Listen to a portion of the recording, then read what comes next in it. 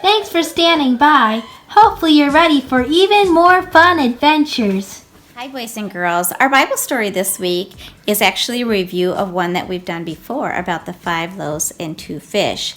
And so I thought it would be kind of fun if you helped tell the story today. And so whenever we come across a picture, you're going to say the word instead of me. Like this picture would mean boy, or bread, or fish, or baskets. And there's a few other familiar pictures that I think you can figure out. All right, it goes like this. The loaves and fish, and it is based on John chapter 6, 1 through 13. One day, many People, came to listen to Jesus, There was not enough money, to buy bread, for all the hungry. people, One boy, had 5, loaves of bread, and 2, small. fishes, But how could so little food feed 5,000 hungry? people. Jesus, Told his disciples to make the people, sit down. Then Jesus, gave thanks for the bread, and fishes, the disciples gave the bread, and fish, to the people, people ate as much food as they wanted. Then Jesus, told his disciples to gather what was left. The leftovers filled. 12 baskets. Well done, boys and girls. Wasn't that fun to just make up the story together? Yes. Yay! And I hope that you can think of your own Rebus story sometime. Do you remember the song that we have been singing related to that one? It goes, 5 loaves and 2 fish in the hands of the Lord is a great big dish. One little boy gave away his lunch, and Jesus let 5,000 munch. Good job. We're going to talk a little bit more about rice and wheat and other grains. This is the picture of a field of grain at harvest time. Do you see what color it is? It's kind of a golden brown, right? Well, that's kind of what happens with wheat. If you look at the stages of wheat growing, it's pretty amazing. And we do grow wheat in our state on the eastern side of Washington, okay? And you could go over there sometime in the summer and you can watch how the wheat grows.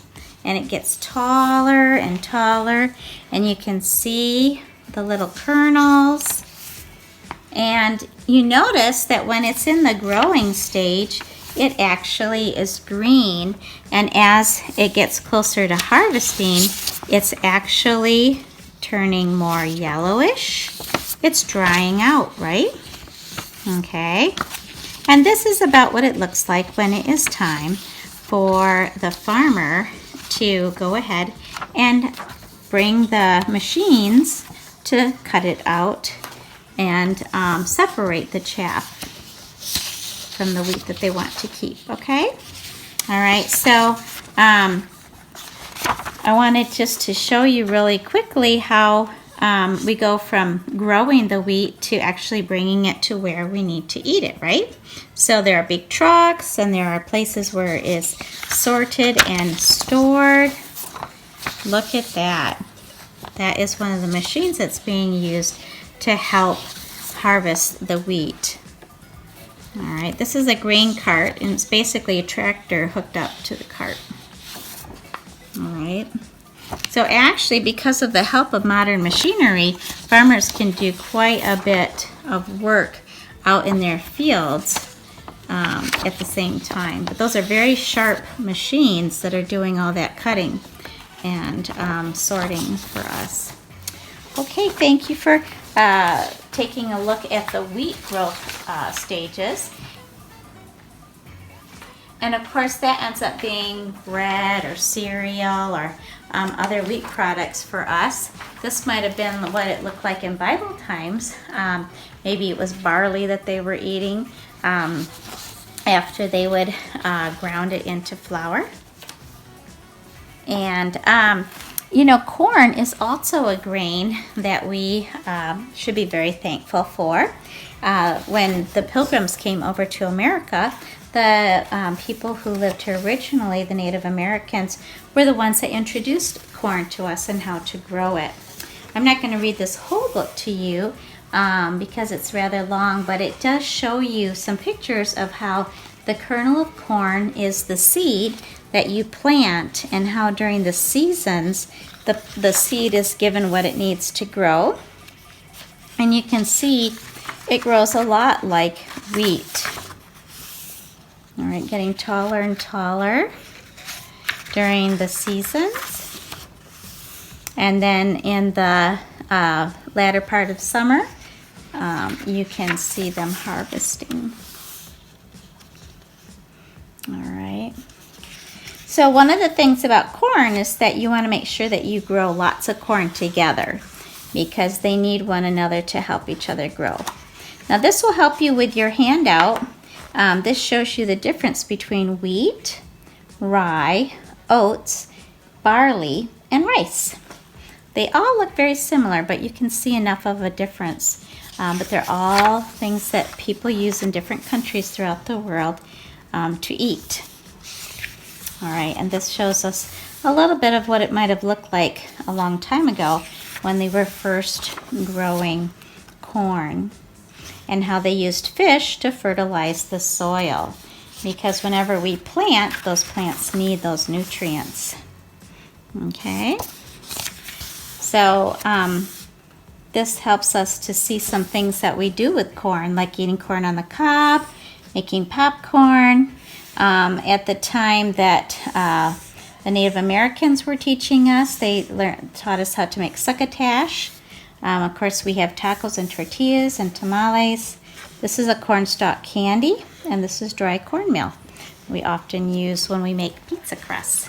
All right, so that's one example of another grain. And finally, these are some rice seeds. You can see that rice actually has a lot of varieties, just like the other grains do, and so you can tell the difference in variety by what their kernels look like, or their seeds that would be planted. Our verse this week is called Be Thankful. No matter what happens, always be thankful. 1 Thessalonians 5:18. We, of course, are thankful for all of our food, but we should also be thankful for the people that we live with. And one of the ways that we can show that we're thankful for them is by helping out, especially while we're spending so much time at home. For example, in this picture, you might notice that the trash needs to be taken out, and nobody's around. I wonder if you're big enough to help take out the trash or clean up the floor with a broom if it makes a mess. You could certainly ask your mom and dad if that's one thing that you'd be allowed to do. Another way that we can show we're thankful for people is simply by sharing, right, with our brothers and sisters while we're at home, whether it's a special snack or a game or a toy. Not leaving a mess behind after we are in one of the rooms of the house, because when the next person comes in, do they feel like using it after we've left a mess everywhere? A wet floor or dirty clothes? No, if we're thankful, we're going to clean up so that the next person can use the room without having to clean up after us. Being thankful also means that we're trying to look out for others' needs, right? Looks like mom's carrying in all these groceries and they're falling out of the bag. Instead of maybe playing video games or watching TV, we could quickly come and help her out, right? Same when we come in from playing outside, right? We don't want to leave our stuff everywhere or leave the door open and make somebody else clean up after us, right? If we're thankful, we know that mom and dad and our brothers and sisters are doing their own thing, right? They have stuff to do, so we should clean up after our own selves. Fighting with each other, well, that's not showing that we're very thankful, right? If we do get upset with one another, we can say sorry and forgive, right? And that would be the best way to show that we're thankful for them, because God gave us our families. It's the same with following safety rules, right? One of the big safety rules right now is for us to stay home instead of going to preschool. This young man sees a sign that says don't walk. So obviously he should follow that, right? Because he cares about not only his safety, but he cares about his family, and he's thankful for them. Same for after dinner. Instead of just walking away from the table, we can help put the dirty dishes where they belong so that they can get clean, and help with our little brothers and sisters so that we can show that we're also thankful for them. Boys and girls, it is springtime now, and that means that a lot of little baby animals are going to be born. This one's called Farm Babies by Maria Fleming. And it says a baby pig is called a piglet. Happy birthday, little piglet. A baby sheep is called a lamb. Happy birthday, little lamb. A baby duck is called a duckling. Happy birthday, little duckling. A baby cow is called a calf. Happy birthday, little calf. A baby horse is called a foal. Happy birthday, little foal. A baby goat is called a kid. Happy birthday, little kid. Happy birthday, everybody sing for all the baby animals born in the spring. And you might notice that happy ends in Y, birthday ends in Y, and everybody has 2 Y's in it, and baby has Y at the end. You may have also noticed that the weather changed a little bit this week, right? We've had hail twice at our house. It says it's raining, it's pouring. Some animals hide from the rain. This orangutan uses a leaf as an umbrella. Some animals drink the rain. This toucan opens its beak to get a drink. Some animals shake off the rain. Have you seen a wet dog shake? This lion does the same thing. And some animals help their babies in the rain. This hen covers her chicks. I wonder if you can use your hands on your legs to make the sound of raindrops or the sound of hail coming down and hitting the sidewalk. One of the things that I think would be really fun is if you have some colored tape at home, you can put tape in a straight line and make your own number hop line. You can, if you have any number cards, you can put them right beside each little piece of tape, and you can hop on each number and see how high you can count and hop at the same time, and you will have made your own number line. We're going to close today by talking about the seasons, the season of spring that we're in right now, and who made those seasons for us. God made the seasons. It is spring. The winds blow gently, the days are sunny and warm, tiny green leaves appear on the trees. I can go outside with just my sweater on. I'm glad God made the spring. I like to watch the baby animals, lambs and bunnies, ducks, chickens, and little baby birds hatching in their nests. I'm glad God gave us baby animals and birds.